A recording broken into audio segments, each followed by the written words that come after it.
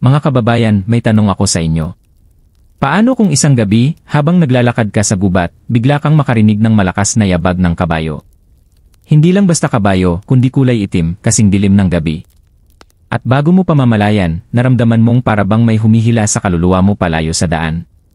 Ang tanong, ito ba ay tikbalang na matagal ng kinatatakutan ng ating mga ninuno, o baka naman tagabantay ng kalikasan na nagbabalik para ipaalala sa atin ang ating pagkukulang sa kalikasan? Ako si Ka-Elias at welcome sa Ka-Elias, Alamat, Misteryo at Paniniwala. Tara, samahan niyo ako sa isang kwento ng hiwaga, takot at pagninilay.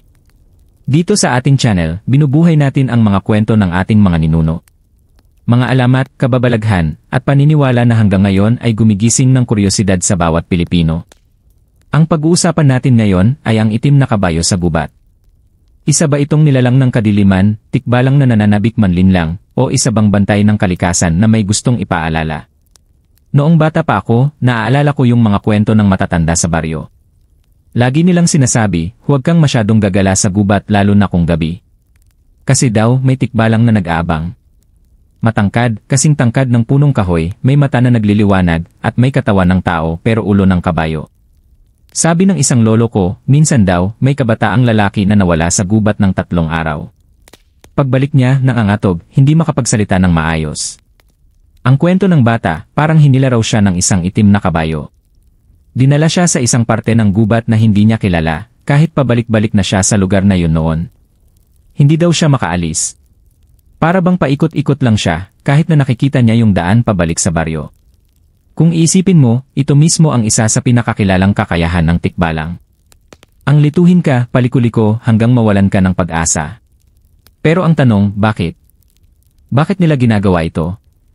May mga matatanda na nagsasabing kaya daw nililigaw ng tikbalang ang mga tao ay dahil may ginagawang mali. Pumutol ng puno, nanira ng halaman, o basta-basta lang pumasok sa gubat na walang paalam. Para bang may kasunduan na ang gubat ay may amo at hindi basta-basta pag-aari ng tao. Dito pumapasok yung paniniwala na baka hindi lang tikbalang ang nakikita, kundi ang tinatawag na bantay ng kalikasan. Parang tagapagbantay, protektor ng mga punong kahoy, hayop at mga nilalang sa gubat. Kung isipin, may saysay eh. Kasi bakit nga ba madalas sa mga kwento, yung taong walang respeto sa kalikasan ang nawawala o pinaglalaruan ng mga nilalang na ito? Samantalang yung mga marunong magbigay galang, nakakalusot ng walang nangyayari. Pero teka, ano ba talaga ang hitsura ng itim na kabayo sa mga kwento? Ayon sa ilang kwento sa Batangas at Laguna, ang tikbalang daw minsan ay nag-aanyong isang malaki at itim na kabayo na may nagliliyab na mata. Hindi daw basta ordinaryong kabayo kasi ang lakas ng dating. Sabi ng isang nakakita, kahit hindi gumagalaw, parang nakatitig na direkta sa kaluluwa mo. Nakakatindig balahibo. May isang kwento pa sa Cavite, isang magsasaka raw ang nakakita ng itim na kabayo habang pauwi. Ang sabi niya, parang ang bango ng paligid ng dumating ito, may halong amoy ng damo at lupa. Hindi daw masama ang pakiramdam, kundi parang may paalala lang. Parang nagsasabing huwag kalimutan alagaan ang lupa.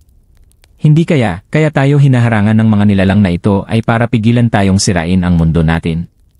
Kung tutuusin, mapapansin mo, marami sa mga kwentong ito ay may halong babala. Hindi lang basta nakakatakot, kundi may aral. Para bang sinasabi ng mga ninuno natin, huwag mong kalimutan na ang gubat ay buhay at may mga tagapangalaga. Ngayon, isipin mo kung totoo man o hindi ang tikbalang, ang mahalaga ay yung mensahe. Kasi kung lahat ng tao ay matutong magrespeto sa kalikasan, hindi ba mas gaganda ang buhay natin? Hindi ba mas maiiwasan natin ang sakuna, pagbaha, at pagkasira ng paligid? At minsan, kailangan natin ng kwento para maalala ito. Kaya siguro hanggang ngayon, buhay pa rin ang mga alamat. Bago tayo tumuloy sa susunod na parte ng kwento, gusto kong anyayahan kayo na kung nagustuhan nyo ang kwento natin ngayon, huwag nyong kalimutang mag-like, mag-subscribe, at i-save ang video na ito para sa mga susunod na kwento ng kababalaghan at paniniwala. May kwento akong narinig mula sa isang kaibigan sa Quezon. Sabi niya, nung bata pa siya, may pinsan siya na naligaw sa gubat habang nagkakabit ng lambat malapit sa ilog. 3 oras na siyang nawawala kaya naghanap na ang buong pamilya. Nang makita nila, nakaupo lang siya sa ilalim ng malaking puno, tulala, at parang nagising lang nang hawakan ng tatay niya ang balikat. Nang tinanong kung anong nangyari, sagot niya, may kabayong itim daw na lumapit. Ang kakaiba, hindi siya natakot, parang na-hypnotize. Sumunod siya dito na parabang nahila ang katawan niya, at hindi niya na namalayan na napakalayo na pala ng nilakad niya. Hindi raw nagsalita ang kabayo, pero ang pakiramdam niya ay parang may boses na umaalingaw sa isip niya na nagsasabing huwag mong sirain ang ilog, bantayan mo ito. Sabi ng pinsan niya. Kung isipin mo, nakakakilabot pero may aral. Kasi nga naman, ilang taon matapos ang kwentong iyon, nagsimulang masira ang ilog dahil sa basura at pagmimina. Para bang may premonition na ang nilalang na nakita niya. Ganito ang mga kwento ng tikbalang at itim na kabayo. Minsan nakakatakot, minsan misteryoso, pero kadalasan may dalang mensahe. At ito ang dahilan kung bakit buhay pa rin sila sa isip ng mga Pilipino. Pero siguro ang pinaka nakakatakot na parte ay yung mga pagkakataon na hindi lang simpleng pananakot ang nangyayari. May ibang mga kwento na nagsasabing ang tikbalang daw ay marunong mangakit at mang-enslave ng kaluluwa ng tao. May isang kwento mula sa Rizal, isang binatilyo raw ang nakakita ng kabayo sa bukirin isang gabi. Dahil curious siya, nilapitan niya. Ang nangyari, hindi na siya nakauwi. Nahanap na lang siyang walang malay sa gilid ng bukid, may mga marka ng sapak sa lupa na parang may kabayo ngang naglaro sa paligid. Sabi ng matatanda, dinadala raw ng tikbalang ang kaluluwa ng tao para gawing alipin sa ibang dimensyon. Totoo man o hindi, ang ganitong mga kwento ay nag-iwan ng takot pero may halo ring respeto. Kasi hindi mo rin alam kung saan nagsisimula ang imahinasyon at saan nagtatapos ang katotohanan. Kung titignan natin sa mas malawak na pananaw, makikita mo na may koneksyon ang mga alamat na ito sa environmental awareness. Noon, wala pang mga salita tulad ng climate change o deforestation. Pero mayroon silang mga nilalang tulad ng tikbalang, engkanto, diwata, at mga bantay ng kalikasan. Para bang iyon ang naging paraan nila para protektahan ang kalikasan. Ang mensahe, huwag mong abusuhin ang kalikasan kasi may kapalit. Kaya kung may marinig kang kwento ng tikbalang sa bundok ng Makiling o sa mga gubat ng Sierra Madre, hindi lang ito basta pananakot. Isa rin itong paalala na ang mga lugar na iyon ay banal at hindi dapat basta-basta sirain o pakialaman. Ngayon, gusto kong itanong sa iyo na nakikinig ngayon. Kung sakaling ikaw mismo ay makakita ng itim na kabayo sa gitna ng gubat, anong gagawin mo? Tatakbo ka ba? O tatayo ka lang at makikinig kung may mensahe itong gustong iparating? Ang sagot, nasa iyo. Pero isa lang ang malinaw, hindi lahat ng misteryo ay masama. Minsan, may mga misteryo na narito para turuan tayo. Sa pagpapatuloy ng ating kwento, mas titignan natin ngayon ang mas nakakatakot na encounters ng mga taong sinasabing nakatagpo ng tikbalang o ng itim na kabayo sa gubat. Isa sa mga pinakatanyag na kwento ay mula sa bundok Makiling. Ayon sa mga kwento ng mga mountaineer, may ilang beses na silang nakarinig ng yabag ng kabayo sa kalagitnaan ng kagubatan. Imposible raw kasi walang kabayo sa ganoong taas ng bundok. Pero malinaw daw, parang may naglalakad na kabayo sa tabi ng trail. May isa pang kwento ng isang grupo na naligaw ng halos isang buong araw, kahit malinaw naman ang trail. Nang nakabalik sila, tinanong sila ng mga taga-barangay. Ang sabi ng mga matatanda, nilaro raw sila ng tikbalang, at maswerte silang pinabalik pa. Isa pang nakakapangilabot na kwento ay mula sa Baguio, sa Lawakan Road.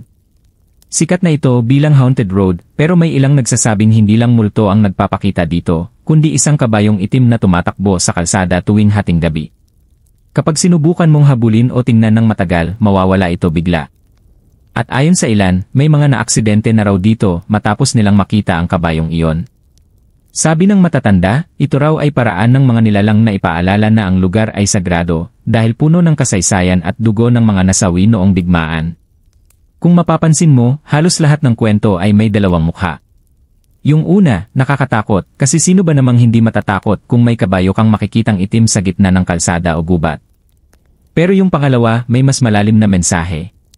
Na para bang may bantay talaga na hindi mo nakikita, at kapag lumabag ka sa kasunduan ng kalikasan, doon sila nagpaparamdam.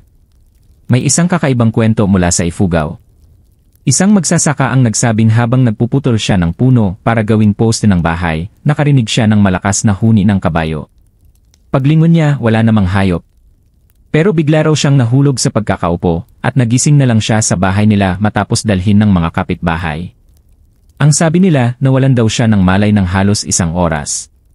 At mula noon, hindi na siya muling nagputol ng puno sa gubat nang walang pahintulot sa mga nakatatanda. Sabi ng mga albularyo, pinagsabihan daw siya ng bantay ng kalikasan, na ang puno ay hindi basta-basta puputulin. Nakakakilabot man, pero mapapansin mo, pare-pareho ang pattern. Hindi lang basta pananakot, kundi parang may rules na ipinapaalala.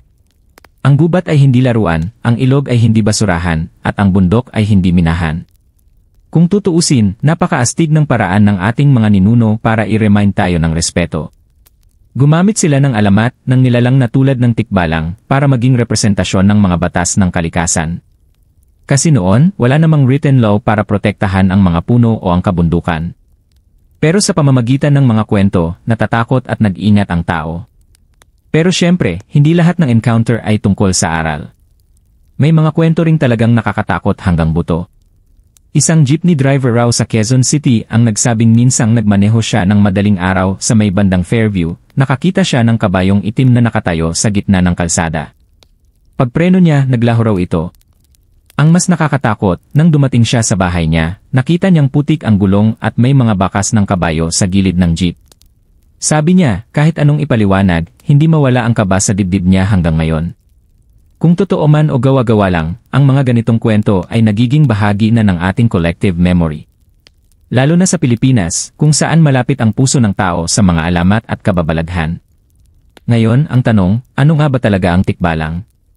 Isang halimaw ba ito na nananakot lang ang tao?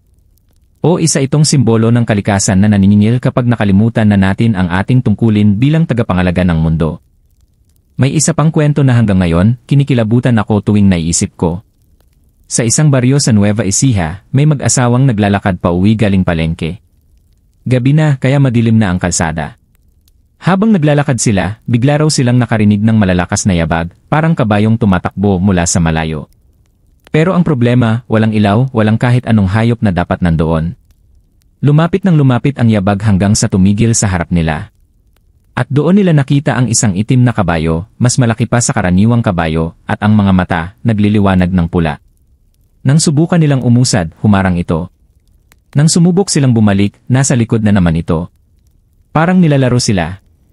Sa sobrang takot, nagdasal ang mag-asawa ng ama namin. At ayon sa kanila, unti-unti raw naglaho ang kabayo hanggang sa mawala. Pagdating nila sa baryo, nagtanong sila sa mga nakatatanda. Ang sagot, swerte pa raw sila kasi pinabalik sila at hindi sila tuluyang dinala sa mundo ng mga engkanto. Dito papasok yung isa pang paniniwala. Sinasabi ng matatanda na minsan, ang tikbalang ay hindi lang basta nagpapakita, kundi sumusubok sa pananalig at respeto ng tao. Kapag wala kang galang, mas malamang na ikaw ay lilinlangin. May isang kwento rin mula sa Laguna na talaga namang nakakakilabot. Isang estudyante raw galing sa probinsya ang naglalakad pauwi. Nadapa siya sa daan at pagtingin niya, may malaking bakas ng kabayo sa lupa. Pero ang nakakapagtaka, walang kabayo roon. Hindi niya pinansin at umuwi. Kinagabihan, nagising siya dahil sa tunog ng kabayo sa bakuran. Pagsilip niya sa bintana, may nakatayong kabayo na kulay itim, nakatingin direkta sa kanya. Hindi na raw siya nakatulog buong gabi. Paglipas ng ilang linggo, nagkasakit siya ng walang paliwanag. Ang sabi ng albularyo, baka raw may nakasalubong siyang tikbalang na hindi niya pinansin at hindi niya binati. Kung titignan natin, makikita mo na parang may unspoken rule sa mga encounters na ito. Kapag nakakita ka ng kakaiba sa gubat o sa daan, huwag mong babastusin, huwag mong tatawanan. Magbigay galang ka. Dahil hindi mo alam kung sino o ano ang kaharap mo. Ngayon, isipin mo. Hindi kaya nila ginagamit ang anyo ng isang kabayo ay dahil ang kabayo ay simbolo ng lakas at kapangyarihan. Sa ating kultura, ang kabayo ay mahalagang hayop noon, ginagamit sa sakahan, sa paglalakbay at sa digmaan. Kaya siguro ito rin ang anyong pinili para takutin o paalalahanan ang tao. At kung susuriin mo pa, parang may malaking koneksyon sa ecological balance. Kapag may taong mapangahas na sisira ng kabubatan, minsan may nangyayaring aksidente o bigla na lang silang nagkakasakit. Para bang pinapakita ng mga kwento ng tikbalang na hindi natin basta-basta pwedeng kontrolin ang kalikasan. Sa modernong panahon, iniisip ng iba na baka gawa-gawa lang ito ng mga ninuno natin para takutin ang kabataan at hindi na sila lumayo sa gubat. Pero kung tutuusin, kahit sabihin mong folklore lang, gumagana pa rin siya bilang protector. Kasi kung hindi sila natakot, baka noon pa ay winasak na ang kabubatan at bundok. At ito ang dahilan kung bakit hanggang ngayon, kinatatakutan at nirerespeto ang tikbalang.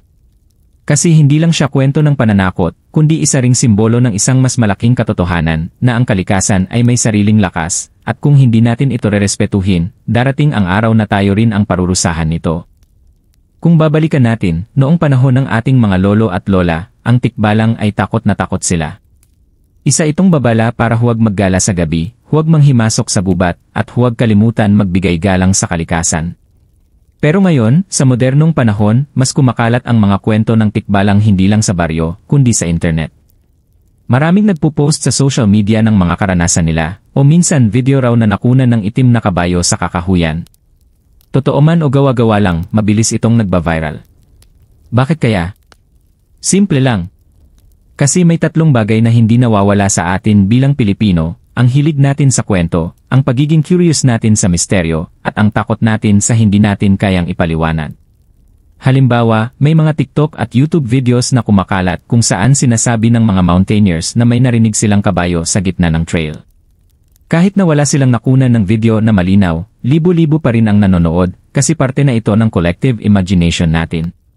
Ang tanong, kung hindi totoo, bakit marami pa ring naapektuhan? Kasi nga, kahit modern na ang mundo, dala pa rin natin ang mga paniniwala ng ating mga ninuno. Kung tutuusin, nakakatawa minsan. May mga meme pa nga tungkol sa tikbalang na parang guardian ng mga probinsya o bantay ng mga kalsadang madilim. Pero kahit nakakatawa, hindi pa rin nawawala ang takot. Para bang kahit nagiging joke, sa ilalim nun may respeto pa rin. At kung isipin mo, may dahilan kung bakit umaabot pa rin hanggang ngayon ang alamat ng tikbalang. Kasi may mga bagay na hindi pa rin kayang ipaliwanag ng science. Halimbawa, bakit may mga taong biglang naliligaw kahit may GPS o mapa? Bakit may mga batang parang bigla na lang nawawala sa bundok at muling natatagpuan pagkatapos ng ilang araw, at kapag tinanong, parang wala silang maalala? Ito yung mga misteryong hindi basta kayang sagutin ng teknolohiya.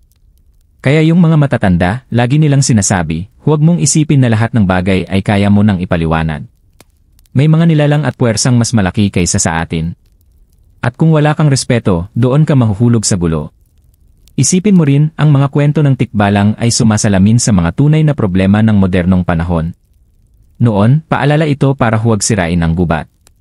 Ngayon, paalala ito para huwag abusuhin ang kalikasan. Kasi ngayon, mas malaki na ang pinsalang ginagawa natin.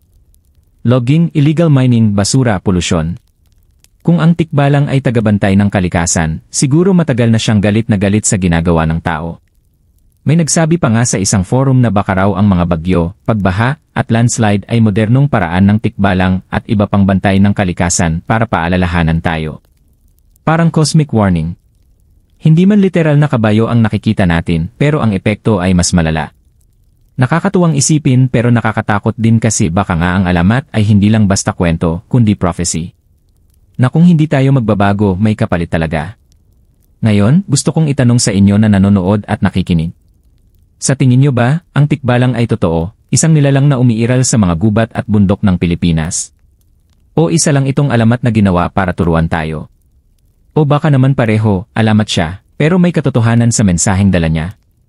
Ang malinaw, hindi man natin makita ang tikbalang araw-araw, ramdam pa rin natin ang epekto ng mga aral niya hanggang ngayon. At iyon ang dahilan kung bakit buhay na buhay pa rin ang mga kwento ng tikbalang sa panahon ng internet at social media. Mga kaibigan, sa dami ng kwento at alamat tungkol sa tikbalang, isa lang ang malinaw. Hindi lang ito basta panakot, hindi lang ito kathang-isip. Ang tikbalang ay naging representasyon ng isang mas malaking katotohanan na matagal na nating alam, ang kalikasan ay may sariling batas, at hindi tayo ang amo nito.